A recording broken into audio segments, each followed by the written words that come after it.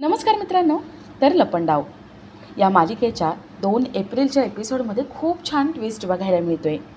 आणि ट्विस्ट असा असणार आहे की कान्हाच्या प्लॅनमुळे पहिल्याच दिवशी सखीला कळलेलं असतं की तिची खरी आई कोण आहे. पण तरीही तिला अजून 3 दिवस परीक्षा घ्यायची असते आणि त्यासाठी सखी दुसऱ्या दिवशी सगळ्यांना हॉलमध्ये बोलवून घेते.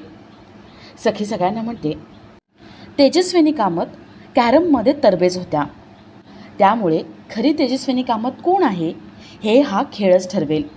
आता कॅरम तुम्ही दोघींनी खेळायचा आणि दोघींमध्ये कोण जिंकेल तो असेल आजच्या दिवसाची माझी खरी आई. तेजस्विनी सरकार दोघी कॅरम खेळतात. सरकार हरत असते. ती मनात म्हणते, तेजस्विनी काहीही झालं ना तरी मी तुला जिंकू देणार नाही. आता सखीला पहिल्याच दिवशी कळले की तिची खरी आई कोण आहे. पण सखी आता सरकारचा पडदा कसा फाश करते आणि तिला कसं धक्के मारून हाकलून लावते ते बघण्यासारखं असेल. तर या सगळ्याची सुरुवात कशी होते तर थोडक्यात पाहू. तर मालिकेत आपल्याला असं बघायला मिळतंय की सखीने विचारलेल्या प्रश्नाचं उत्तर सरकारने एकदम बरोबर दिलेलं असतं. सरकार जिंकलेली असते आणि त्यामुळे सखीने अनाऊन्स केलेलं असतं की आजच्या दिवसाची माझी आई सरकार आहे. सखी कान्हा थोड्या वेळाने रूममध्ये येतात. सखी म्हणते, कान्हा तू सांगितलं तसंच झालं रे, सरकार जिंकली. तेव्हा आपल्याला इथे कळतं की हा सगळा कान्हाचा प्लॅन होता. कान्हाला आठवतं की कान्हा किरणला भेटायला गेला होता. त्यावेळेस किरणची डायरी बघून कान्हाला आयडिया सुचली. कान्हा घरी येतो आणि तेजस्विनीला भेटतो. कान्हा तेजस्विनीला म्हणतो, मला एक मार्ग सापडला आहे. तेजस्विनी विचारते, कसला मार्ग? कान्हा म्हणतो, हे बघा आता सरकारच्या येण्याची वेळ झाली आहे, त्यामुळे त्या आल्या आल्या सखीला भेटायला जातील आणि तुम्ही त्याच वेळेला म्हणजे त्यांच्या आधी सखीला जाऊन भेटायचं आणि मी सांगतोय ना तसं सखीशी बोलायचं. पण हो, एक लक्षात ठेवायचं, तुम्ही जे काही बोलाल ना त्याचा सगळा आवाज बाहेर येऊ द्यायचा. सरकारला ऐकू जाईल असं मोठ्याने बोलायचं आणि हा फोटो तुम्ही सखीसमोर धरायचा आणि सखीला म्हणायचं की 12 वर्षापूर्वीचं मला सगळं आठवतंय, त्यामुळे तू मला प्रश्न विचार. चहा टोस्टची आवड, रोज राघव डायरी लिहायचा ती आवड, मी झाडं लावायचे, हे असं सगळं तुम्ही बोला.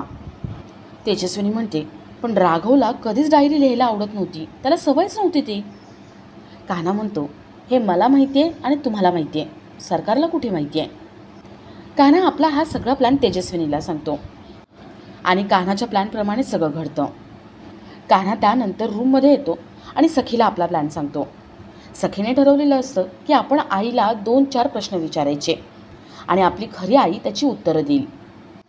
पण कान्हा तिथे येऊन सखीशी बोलून सखीला तिचे प्रश्न बदलायला लावतो, काही खोटी प्रश्न टाकायला सांगतो.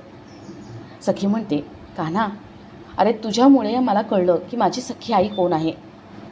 कारण माझ्या आईला आणि मला माहिती आहे की माझ्या बाबांना कडू दुधीमुळे कधी त्रास झालाच नव्हता आणि त्यांना ॲडमिट कधीच केलं नव्हतं, पण सरकारला ही गोष्ट माहिती नाही आहे.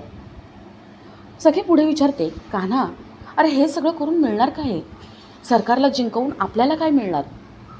कान्हा म्हणतो, हे बघा काही काही वेळेला आहे ना माणूस जिंकला की तो गाफील होतो आणि चुका करतो.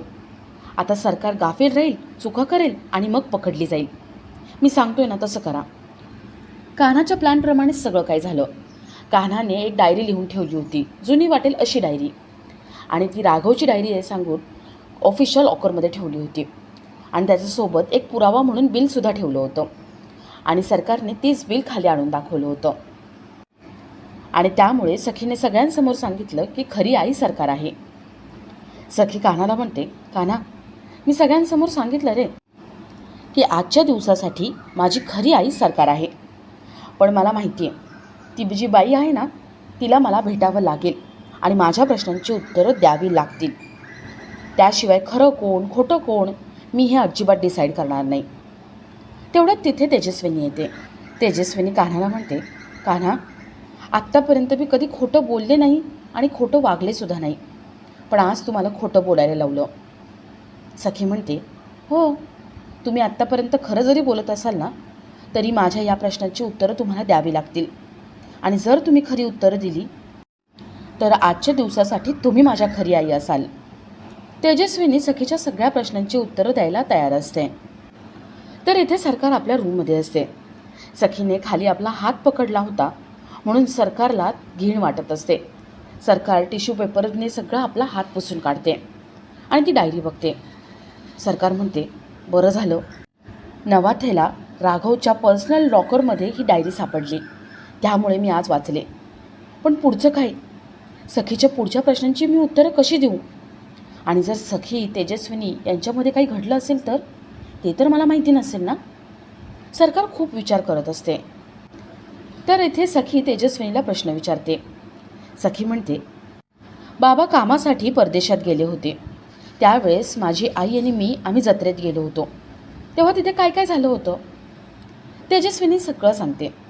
तेजस्विनी सांगते की मला वाटलं होतं जत्रेत गेल्यावर माझी मुलगी तिकडच्या खेळण्या बघेल, तिकडच्या टॉय ट्रेनमध्ये खेळेल. पण नाही, माझी सखी, तिला तर मौत का कुवा बघायचा होता. मला भीती वाटत होती, पण माझ्या मुलीची इच्छा पूर्ण करायची म्हणून मी तिकीट काढलं आणि आम्ही आतमध्ये जायला लागलो. तिथे गोंधळ सुरू झाला, आरडाओरडा सुरू झाला आणि लोक सैरावैरा पळू लागले. आणि तेव्हा समजलं एक गाय उधळली आहे, तिचं वासरू हरवलं म्हणून. आणि त्याच गोंधळामध्ये सखीचा माझा हात निसटला. सखी दिशेनाशी झाली. मला खूप भीती वाटली. मी सखीला खूप शोधलं पण ती सापडली नाही. आणि तेव्हा माझं लक्ष तिथे असलेल्या एका छोट्या स्टॉलकडे गेलं. तिथे साईबाबांचा मोठा फोटो होता. मी साईबाबांसमोर हात जोडले आणि प्रार्थना केली. आणि अचानक सगळा गोंधळ थांबला. शांतता झाली. सगळे घोळका करून मध्ये बघत होते. मी पण तिथे गेले आणि बघते तर काय, माझी सखी गाईच्या वासरावरून हात फिरवत होती. सखी विचारते, आणि जत्रेची ती दुसरी गंमत, ती लक्षात आहे का? तेजस्विनी म्हणते, मी ती कशी काय विसरेन? कान्हा, तुला माहिती आहे का? अरे तिथे एका काकांना गाडी चालवता येत नव्हती. त्यांना गाडी स्टार्ट करता येत नव्हती. सखी तिथे गेली आणि तिने एवढीशा सखीने किक मारली आणि गाडी चालू केली. तेजस्विनी त्या दिवशी काय काय गमती जमती केल्या होत्या हे सगळं सखी यांनी कान्हाला सांगते. सखी विचारते, आणि तिथे जत्रेमध्ये आपण आईस्क्रीम खाल्लं होतं, किती खाल्ले होते? तेजस्विनी म्हणते, हो आठवतंय, 8 फ्लेवरच्या आईस्क्रीम घ्यायला लावल्या होत्या तू. त्या दोघी गमती जमती यांचा उजाळा करत असतात आणि अचानक न कळत त्यांचे हात हातावर येतात. सखीला कळलेलं असतं की हीच खरी आई आहे. कान्हा म्हणतो, सखी मॅडम, अहो 12 वाजले नाही अजून. सांगा, आजच्या दिवसासाठी तुमची खरी आई आहे तरी कोण? सखी काहीच बोलत नाही. तेजस्विनी तिथून निघून जाते. सखी खूप रडत असते. तर दुसऱ्या दिवशी कान्हाला किरणला भेटायला जायचं असतं म्हणून घाई असते आणि सखी लवकर उठून बाथरूममध्ये आली म्हणून तिला लवकर आवरायचं असतं. कान्हा सखी यांची घाई गडबड चालू असते आणि त्यातच कान्हा सखीची गंमत करतो. तो सखीला म्हणतो, काल तर रात्री शॉवर चालू नव्हता. सखी शॉवर चालू करते, पण शॉवर चालू असतो. सखी ओली होते, ती कान्हाला पण भिजवते आणि दोघंही जवळ येतात. आणि आपला आजचा हा भाग इथेच संपतो.